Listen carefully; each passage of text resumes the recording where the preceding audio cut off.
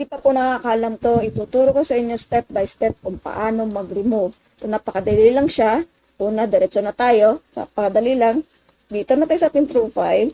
So, hanapin natin tong nasa taas, yung tatlong guhit. Click natin yan. Yan. Tapos, makikita mo, hanapin mo yung Facebook page na gusto mong i-remove. So, ito, sample lang yan. Click natin tong ating page na to. So, dito, hanapin mo yung more. So, yan. I-click mo yung more. Yan. Then, pag-click natin dyan, hahanapin natin sa baba yung ito. Ayan.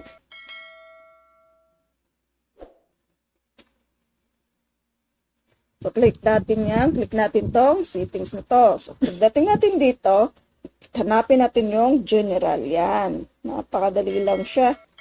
Click natin ng general. So, ito, baba ka lang. Baba, baba, baba. Then, hanapin mo yung remove page or permanently delete select lang channel. Yan.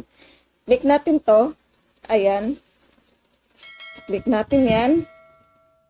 Yan. Makikita mo na kung gusto mo siyang i-delete.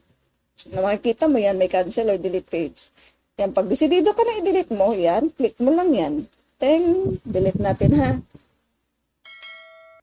Yun. Na-delete na siya. Your page has been deleted na. Tapos na siya guys. Napakadali lang. So sana po nasundan yung video nito. At kung nakatulong nga ang video nito, huwag niyo po nga kalimutan mag-subscribe.